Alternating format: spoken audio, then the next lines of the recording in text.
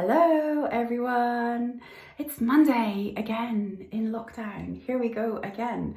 Usually I try and post a Monday motivation video. Obviously I didn't last Monday because, as you probably know if you've looked at my social media at all or listened to my podcast, my beloved Bramble dog died about, last Saturday, so a week and a bit ago, and I really didn't feel like it.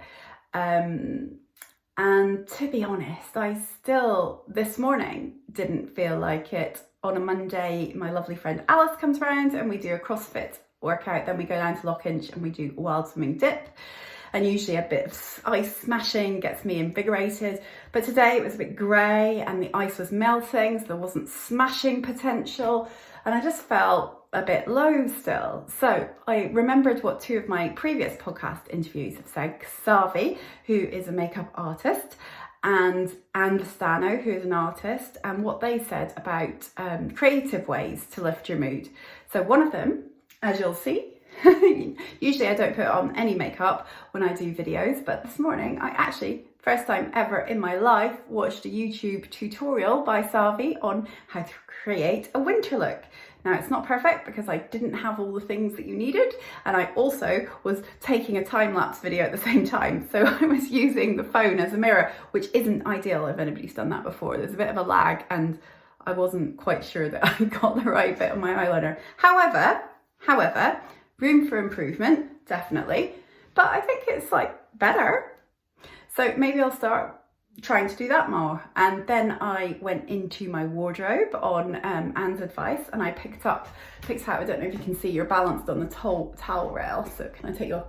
I am wearing a rainbow jumper because rainbows are kind of like after the storm. So I was thinking rising back after the storm, and then pink trousers because they're lovely and bright, and that's how I want to feel.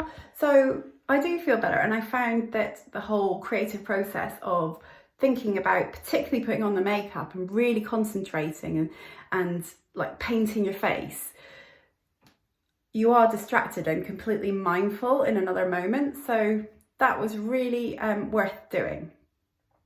I wanted to say thank you so much for all your lovely messages about the passing of my dog Bramble, and all your lovely messages about the podcast and how moving and heart-wrenching you found it, but cathartic and beautiful. I mean, like one listener said, he sent me a message saying that he thought it sounded like it could be a bit cringe. I mean, reading a letter to your dead dog and then having your 9-year-old son read his poem about his dead dog on a podcast doesn't sound like it's going to be like a beautiful thing. It doesn't sound like there's lots of potential for cringe. But he said, find it really moving. Loads of people have said that, and it's really helped them think back on a dog of theirs that's passed, or a dog who they've got that's dying. In lockdown, it's particularly hard, I think. But even people, I've had messages saying that listening to it has helped them remember their husband again in a kind of bittersweet, happy, sad way. Which always reminds me of the film Inside Out, about you can't have that real happiness and joy without the sadness. The sadness is a key part of it. I did get a couple of aggressive messages, which my friends did try and prepare me for, but I am thin-skinned, so I have to work on that. And apparently I've heard from lots of people that, in fact, I was listening to Elizabeth Day talk about this the other day, and with Matt Haig on her How to Fail podcast, really good, talking about how even if you become big and successful and you're used to putting out loads of episodes and you have thousands of people messaging you saying your creative output is great and they love it and it resonated, you will every so often get those people that just, I don't really understand these people. They send out into the world really aggressive messages about somebody else's creativity or opinion, and they don't do it in a constructive way. They just vent their feelings, and obviously their feelings are valid. It's the way they do it. And you can get loads of messages. Like, I would say 99% of the messages I got about the podcast were heartfelt and touching and amazing and so beautiful and so resonated with them. But I got a couple that were like, I felt so cheated that you did a podcast about grief and you said it was about grief and then I realised it's about your dog. I sort of knew that was coming, but to me, that loss of my dog was as if I'd lost somebody in my family. And I know not everybody gets that, but it's so hard to get your voice out there, particularly as a woman. I think there's lots of research on that. We don't really like it when women like put themselves out there confidently and go, I've made this thing, world, here, see it, please, like, consume it. And we don't like that. There's so much research on how women who put themselves in positions out there, leadership, all this stuff, we're a bit like, she's a bit much. She's gone a bit above her station, hasn't she? And there's this real sort of anti-woman thing. And I have to say, the 2 messages I got that were aggressive were from women. Really depressing when I'm trying to create this community that's about women having their voices and validating their feelings and putting them out into the world. And whether you agree or not, you respect the process of creating something. And if you don't agree, then it's a perfect forum for discussing, exploring, being curious, learning about different perspectives. That is what I love about my podcast. I mean, for my next episode, it is a hard-hitting one. I promise I will get back to some more light ones, but the podcast kind of follows the journey of my life. And the next one is, I just think, a beautiful, juicy, curious, explorative conversation with somebody that lives in severe chronic pain. Like severe, like beautiful girl, young, full of life, wants to eat life, like she says, but she can't because she's in severe pain a lot of the time. And there's a lot of misconceptions about that. And she gets a lot of aggression for putting herself out there. So I'm really looking forward to sharing that with you, because even though life is really like throwing her a heap of crap, she's still creating and getting her voice out there and sticking to that. So that really inspires me to keep going. And I would really say to you, you know, I know it's scary putting stuff out there, and a lot of you have messaged me saying, oh, you're so courageous doing it. And it doesn't mean you don't feel all the nerves and all the bad stuff and you're super confident or whatever. It's part of the creative process, and we can't let that stop us put our stuff out in there. We can't. Otherwise, they've won. And I don't want to start a war, but it's so important, if you've got something to say it. I'm reading Fern Cotton's Speak Your Truth at the moment, and that's really helping on that, because I realised, like, for many years I didn't either. But I'm 43, time is ticking. I've just been reminded that we die, and I want to get my stuff out there into the world, because some people will love it, and some of you did. So thank you for listening to my podcast about Bramble Dog, reading my letter, Torrin reading his poem. If you haven't, please do tell me what you think. Now, I'm supposed to be motivating you for Monday, aren't I? So Monday, lockdown Monday. So obviously I've done my makeup, and that was Savi's video that I watched, and then I chose my clothes, and that was Anne. So I'm feeling more like starting the day, even though it's like halfway through the day now. Doesn't matter. I'm going to be kind and gentle to myself, because we are in tough times. This is difficult. I'm really missing people and getting out of my beautiful Highland hood and all those things. So I think we need to be really gentle with ourselves.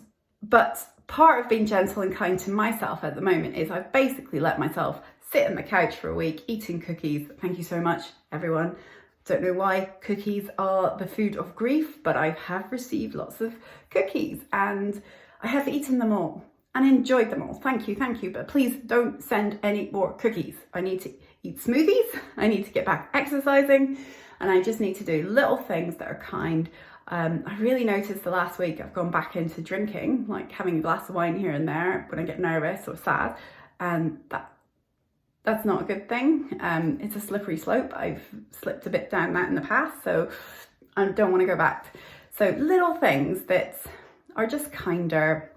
And then on Saturday, I'm planning what I did plan before, and then my dog died and had to change my plans, but I'm going to go out in my camper van on Saturday night and have a one-woman creative fest, rave, whatever. I'm going to take a whole lot of paints and pens and just do some things on my own, because I feel like I haven't had that time, that headspace, because the kids are around all the time. I mean, actually, actually in my toilet at the moment. Talking of things that are good, make you feel good. My toilet makes me feel good because there's a map of the area behind me. It's a map of the Cairngorms where I live. It's like a massive ordnance survey piece of wallpaper. You can sit on the loo. You can go, I've climbed that, I've been there, I've cross-country skied there, and it just makes you happy. So it's my happy place. My loo is my happy place, which is a bit odd in itself, I realise. So just to finish up, the other thing I've realised lifts my mood. So within the last week, it's been a really low, kind of sad, low energy period. However, I'm starting to emerge, spring back, and that whole idea of emerging out of it and feeling like really, and then coming out, it's kind of like a metaphor for the whole of COVID. I feel like spring is coming and I want to emerge. I want to bounce back with resilience and positivity. And so I am going to do a spring bounce back series, the winter series that I did, Big Juicy Winter, on the podcast. Oh, I think it's episode 12 to 24, something like that. All about winter and embracing winter and all it has to offer. And I got loads of positive feedback, and that's one of the reasons I got an award recently for my podcast. I'm going to do a spring one. We're going to bounce back. We're going to transform all this, I don't want to swear, but all this difficult, tough stuff of COVID we've been through, and we're going to be inspired by daily bite-sized podcasts. And so that's coming. And what I realised having that idea is, for me, ideas light me up and make me feel sparky and myself. And there's nothing I enjoy more than a good old brainstorm about ideas and possibilities and things that you can do. And the more bonkers the idea, the more I'm kind of lit up, the more I'm like, yes, we can do that. We can try this. And I've got a couple of friends, Joanne and Emma and Alice in particular, who are also of this mindset that ideas are uplifting. So I think there's some great quote about, I'm going to get it wrong, something about gravitating towards people that don't talk about other people, but they talk about ideas. And I love that, because sometimes I can get drawn into gossip, particularly when I'm feeling rubbish and someone says, oh, that girl, she's a bit much. Look at her with her podcast thinking she's all that. And I'll be like, yeah, she does think she's all that, doesn't she? But instead, what I really try and do now is just not get drawn into those conversations about other people, particularly slagging off women. I hate that. And think about ideas and think about collaboration and think about bringing things to life and into the world. Because the other great quote that I posted on my grid the other day is, the world just feels like a better place after you create something, you put it out into the world. And I tell you what, even though I know that some people think that I am an awful person to compare my grief, losing my dog, with their loved one, I tell you what, doing that podcast and putting it out into the world and feeling the love back from the vast majority of people, I'm so glad I put that out into the world. And I'm so glad I'm doing this podcast. And yeah, it's not perfect and not everybody will love it or love me. But I guarantee you the world is a better place when you put something creative out into it. So if there's something you're thinking about or something you've done and you're worried about it, I would say, do it. Do it. The world will be better for your creativity. And as for the trolls, you know, if you take the time to write something nasty about someone else's creative output, you've got to think, where are they to write that, eh? On that note, I'm going to leave my loo and you, and I'm going to think about bouncing back and bringing you a spring bounce back series. I hope that this week goes well for you. It's half term for us, so that means I don't have to do homeschool every day. In Scotland, it's only Thursday and Friday, as my boys delightedly told me, because I've forgotten. So have a good half term, if you have one, and I will be back soon. I'm going to do another video on Thursday about the new podcast with the brilliant Amani, who, as I was saying, lives in pain. And if you need a new perspective on life, that really helped me. Okay, have a good week. Sorry I've rambled on. Oh, actually, I'm not going to apologise, because we women always apologise. We always apologise. Sorry, not sorry.